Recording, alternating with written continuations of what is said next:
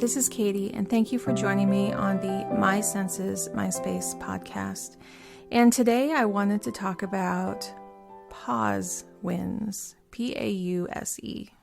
So I wanted to talk about those delightful moments you have when you stop what you're doing and notice what is around you. And this can be really hard to do.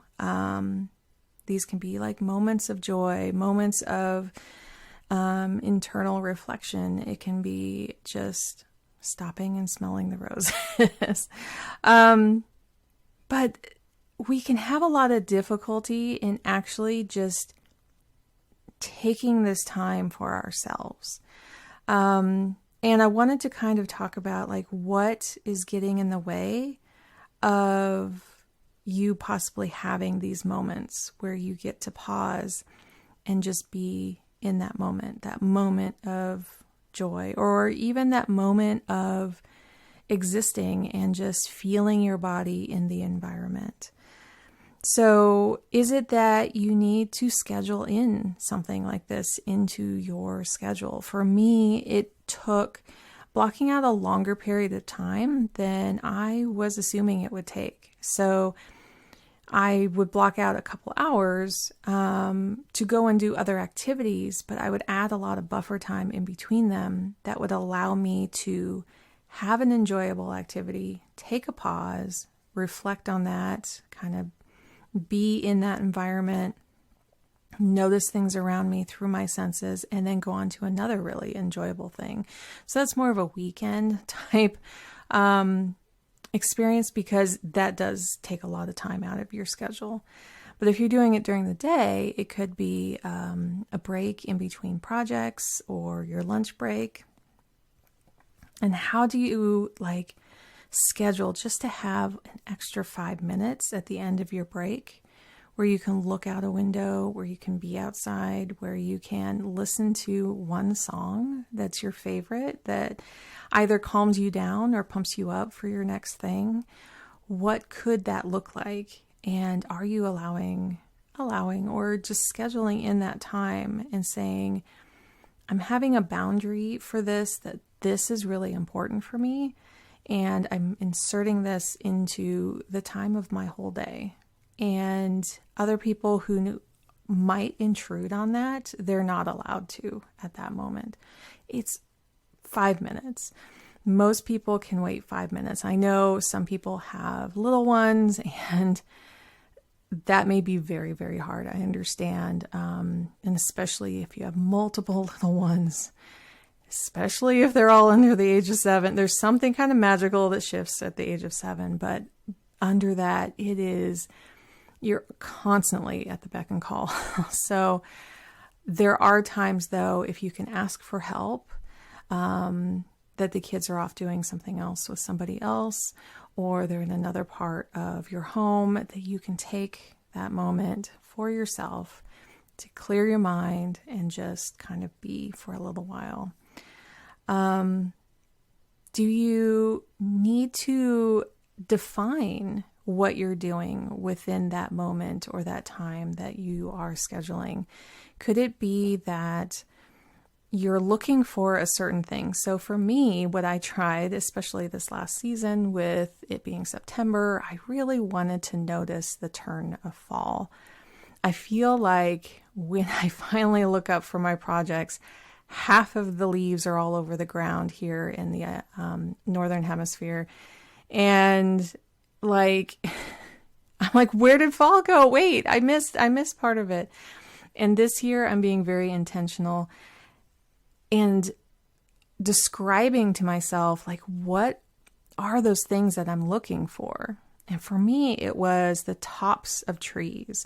And so when I was looking around, knowing that the tops are kind of the ones that start to turn a little bit a little first, because they might get more sunlight, they might dry out a little faster, like to look at the very tops and the edges and the ones that have the most direct sunlight on them. What is happening there?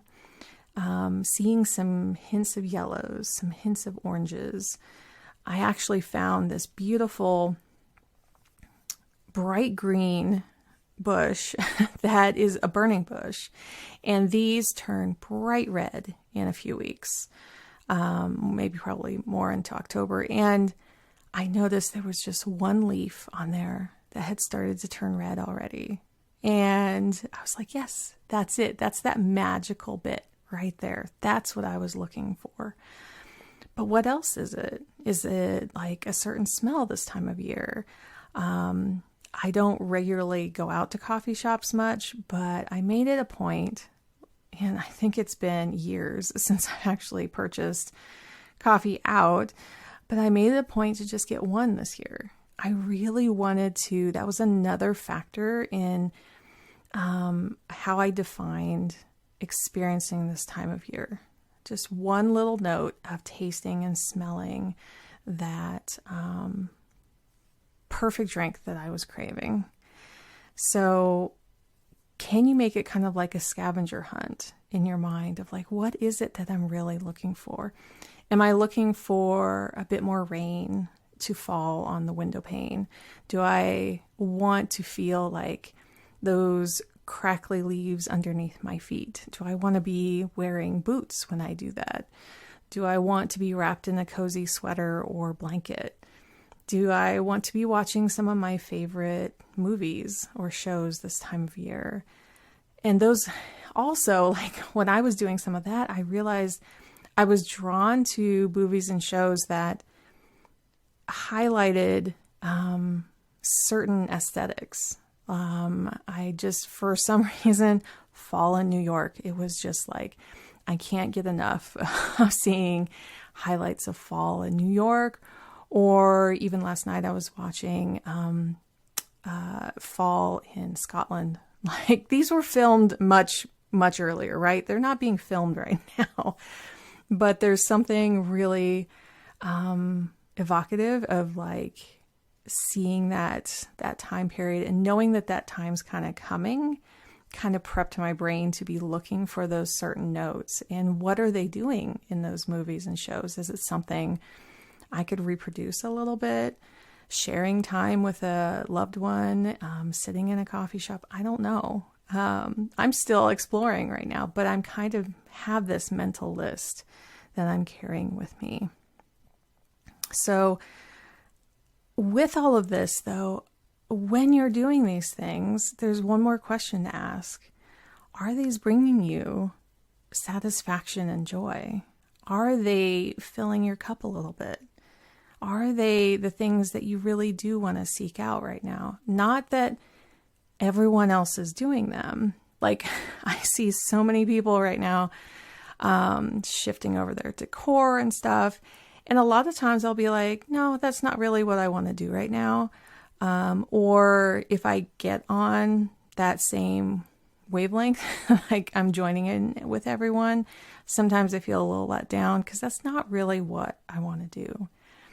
But this year, I'm taking more of it as when I'm seeing other people doing these things, I'm taking what is really important to me from those. It may be watching somebody do something. It inspires a totally different idea in my head, and then doing that instead and not copying. That's just where I am.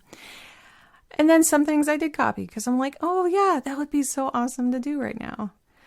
And that not all of those moments need to be fully documented. They can be just for you. They can, sometimes for me, it helps to take a photo for social media because then I do remember it. But also there was a lot I didn't take pictures of when I was doing this kind of experience over the weekend. And that's okay because I can kind of sit back into those moments and go, oh yeah, that was that special time I took. So tell me what you're kind of looking for this time of year. And if you're listening to this way in the future, maybe it's spring that you're looking forward to. Maybe it's summer, maybe it's winter. What are you looking forward to in this season that you can take a pause and take it in and notice that time keeps going and that right now is really important to take a pause and just feel. Okay. Until next time, thank you for joining me on the My Senses, My Space podcast.